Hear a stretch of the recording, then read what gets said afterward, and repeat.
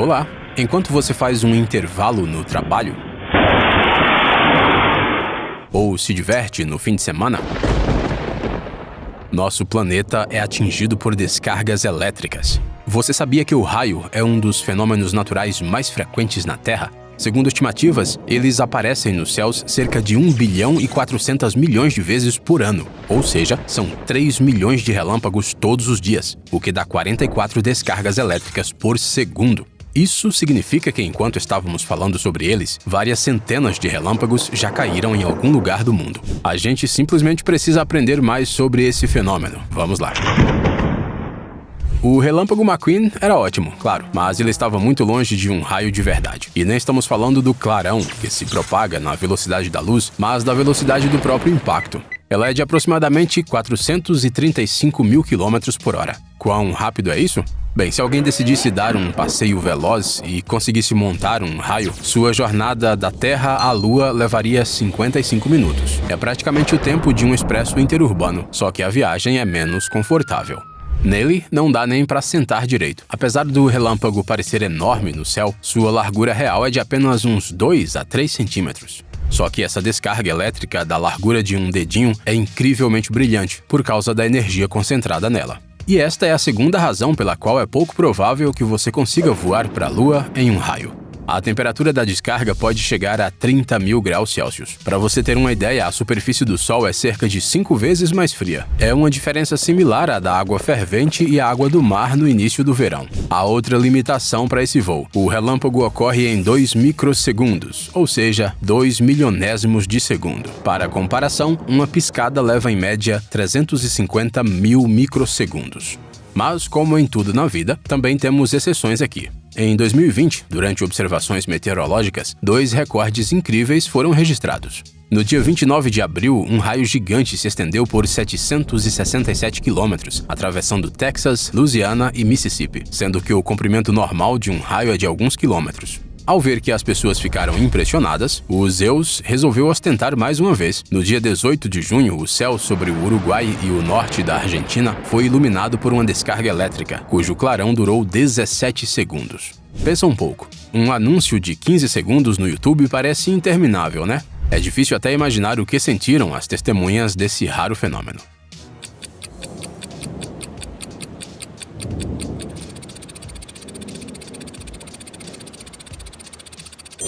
Bem, já aprendemos sobre as características. O relâmpago é rápido, frequente e quente. E quanto à personalidade? Pois ele também a tem. Por exemplo, certa vez, alguém inventou que um raio nunca cai 2 vezes no mesmo lugar, mas eles vivem desmentindo essa afirmação. E tem mais. A probabilidade de um relâmpago cair no mesmo lugar é quase maior do que a de atingir um lugar aleatório no chão. Tudo pode ser explicado pela física. A descarga elétrica segue o caminho de menor resistência. Então, por que complicar tudo e desviar de um caminho já testado? É como encontrar um atalho sem trânsito de casa para a escola e no dia seguinte decidir fazer um desvio pelo próximo quarteirão. É irracional. E não é só isso. Um raio não só cai 2 vezes no mesmo lugar, como também cai em vários lugares ao mesmo tempo. Aqui está um ótimo exemplo de uma descarga em Chicago, durante a qual um raio atingiu 3 dos edifícios mais altos da cidade de uma só vez. E esse negócio de personalidade nem é só uma piada. Assim como as pessoas, os raios podem ser negativos e positivos, mas até nesse caso eles exibem seu gênio forte e fazem tudo ao contrário. Calma, vamos explicar. 95% dos raios são negativos. Eles se formam na região de descarga negativa, abaixo da base de uma tempestade. No caso deles, há uma transferência de carga negativa da nuvem para o solo. Apenas uma pequena parte dos relâmpagos surge perto do topo da tempestade. Eles transferem uma carga positiva da nuvem para o solo, mas não carregam nada de positivo com eles. É justamente o raio positivo que é o mais perigoso e tem uma força tremenda. A corrente desses raios pode chegar a 300 mil amperes e sua tensão pode chegar a 1 bilhão de volts. Quantas vezes isso é mais potente que as nossas tomadas? Se bem que, para que fazer esses cálculos? Basta dar uma olhada nos raios positivos sacudindo o espaço ao seu redor.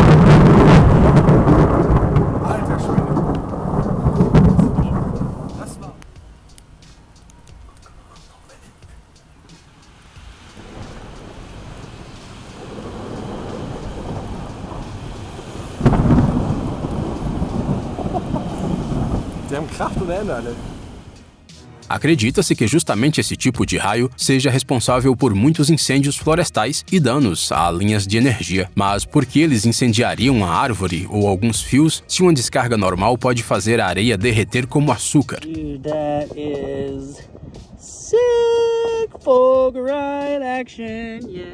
Talvez você também tenha tido a sorte de encontrar uma coisa parecida com essa na praia, embora ela não seja tão comum. Em uma fração de segundo, uma corrente elétrica aquece as partículas de ar e a água entre os grãos de areia, transformando-as em um tubo de vidro chamado fulgurito. Essa é uma espécie de autógrafo de um relâmpago.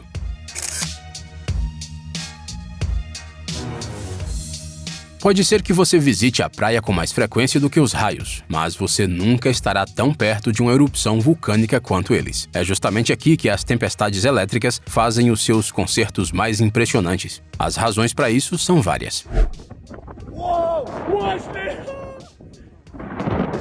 Os raios vulcânicos são formados quando a eletricidade estática se acumula na atmosfera, assim como em uma tempestade elétrica normal, mas o mecanismo deles é diferente.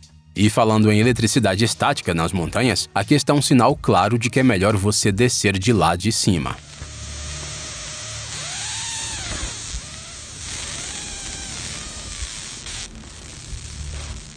Now it's in my head. Come here, come here. Essas imagens foram registradas no Alasca, e a maioria dos cientistas concorda que elas não são um bom presságio. Mesmo que o vulcão não entre em erupção, essa quantidade de eletricidade estática acumulada pode indicar a formação de uma tempestade elétrica. E se uma erupção acontecer, não adianta esperar misericórdia. Os relâmpagos vulcânicos têm várias fontes de recarga: as partículas de gelo, os fragmentos de rochas e cinzas e, por último, a radiação. Tudo isso colide, fazendo com que a tempestade elétrica adquira uma potência enorme. Mesmo assim, não é tanto quanto em outros planetas. Sim, a Terra está longe de ser única nisso. Se existe vida em Urano, Saturno e Júpiter, ela já está cansada dos clarões constantes. É particularmente difícil para os possíveis habitantes dos dois últimos planetas. Há 4 décadas, os cientistas observam relâmpagos constantes em Júpiter, a qualquer momento e em qualquer ponto da atmosfera. Mas migrar de lá para Saturno seria bastante inútil. Embora haja intervalos entre as tempestades elétricas dele, elas podem durar meses. Em 2013, aconteceu em Saturno a tempestade mais poderosa que já foi registrada em nosso sistema solar. Ela se estendeu por 224 mil quilômetros. É possível que você nem tenha tanta quilometragem em seu carro. E já que estamos falando de carros, será que você pode se sentir seguro se uma tempestade de raios e trovões pegar você durante uma viagem? A boa notícia é que sim. A má notícia é que não 100%.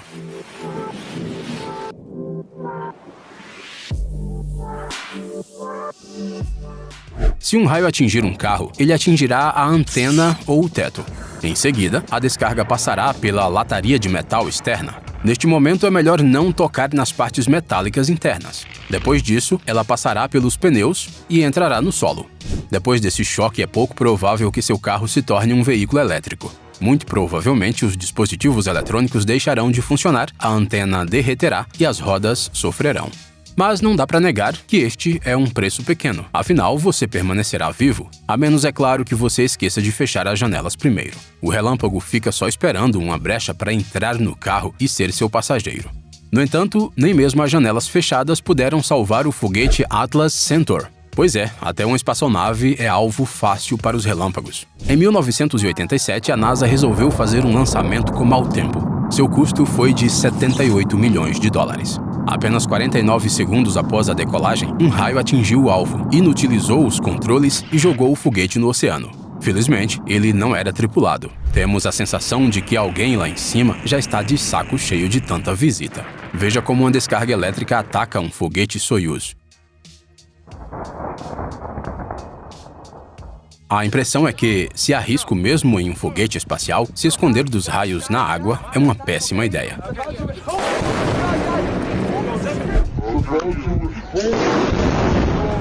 Mas por que então, durante uma tempestade, os lagos, mares e oceanos não se transformam em uma sopa de peixes? A natureza não é tão trabalhadora assim para restaurar a população de peixes depois de cada tempestade. Por isso, ela pensou em tudo. A carga se acumula na superfície da água e o impacto não penetra fundo o suficiente para prejudicar os animais. Isso significa que se você está mergulhando, você pode evitar choques elétricos? Na teoria, sim. Na prática, você quer mesmo conferir?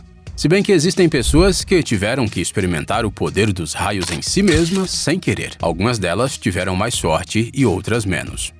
Este homem do Texas foi atingido por um raio bem debaixo dos seus pés enquanto passeava com seus cachorros. Com um susto, os cães pastores saíram correndo em todas as direções. O pobre coitado caiu no chão na mesma hora, como se tivesse sido abatido. Ele foi milagrosamente salvo por pessoas que passavam e fizeram a ressuscitação cardiorrespiratória nele. Porém, o mais surpreendente é que, de ferimentos, o cara chamado Alex teve só uma queimadura em uma parte da cabeça e um hematoma por bater no chão ao cair. Já suas meias e tênis pagaram o preço. E sabemos o que você realmente quer saber. Os cães foram encontrados e estavam em perfeitas condições. É pouco provável que o cara queira repetir essa experiência, mas vale lembrar que um raio pode sim cair 2 vezes no mesmo lugar, ou 7 vezes, como no caso do Roy Sullivan. Os raios o perseguiram por 35 anos e o privaram de uma unha do polegar e de sobrancelhas, machucaram seu ombro e seu tornozelo e queimaram seu peito e seu estômago. Mas o homem para-raios foi mais forte que eles e acabou entrando para o livro Guinness dos Recordes. A probabilidade de alguém ser atingido por um raio 7 vezes é de 1 em 2 septilhões. Caso você esteja na dúvida, 1 septilhão tem 24 zeros. Alguém já ouviu falar de um número tão grande? Como dissemos no início, os relâmpagos têm personalidade forte. Eles roubam sobrancelhas e cabelos de uns, mas os dá de presente para outros, sem brincadeira. Em 1980, Edwin Robinson, que ficou cego e quase completamente surdo após um acidente, foi atingido por uma descarga elétrica em seu próprio quintal. Quando o homem voltou a si, descobriu que estava enxergando e ouvindo tudo perfeitamente. Além disso, depois de algum tempo, os fios de cabelo começaram a crescer em sua cabeça careca. Talvez tenha sido uma recompensa pela sua bondade. O Edwin saiu para o quintal para tirar sua galinha de estimação da chuva. E tem também o Tony Sicória. Um raio lhe deu uma parada cardíaca e algumas queimaduras. Mas, ao mesmo tempo, desbloqueou um talento oculto. Algumas semanas depois de ser atingido, o homem sentiu um desejo irresistível de ouvir música de piano. Depois disso, comprou o instrumento e acabou se tornando pianista e compositor.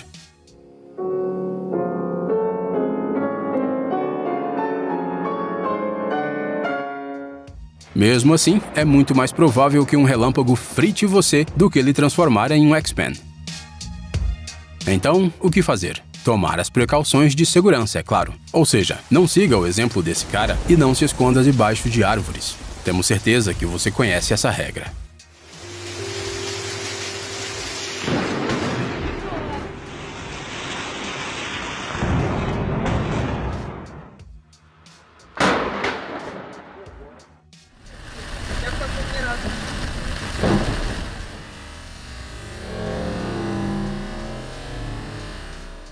Também não recomendamos tentar espantar relâmpagos tocando sinos, como era feito até o final do século XVIII. Ninguém duvidava de que isso funcionava. Muitos sinos tinham até a inscrição Fulgura Frango, ou seja, eu persigo raios. No entanto, o tempo mostrou que é justamente o contrário. Depois de 3 décadas e depois de que 103 tocadores de sino morreram ao serem atingidos por descargas que caíram nas altas torres com sinos de metal, o costume foi finalmente banido. É sério que precisaram morrer 103 pessoas para que eles percebessem que havia um certo padrão?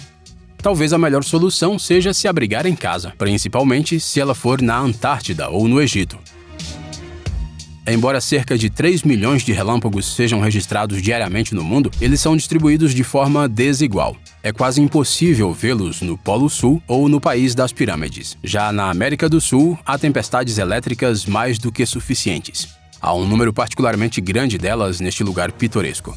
Este é o lago de Maracaibo, na Venezuela, onde ocorrem trovoadas durante a maior parte do ano, de 70 a 200 dias anuais. No pico da atividade, acontecem até 28 relâmpagos por minuto.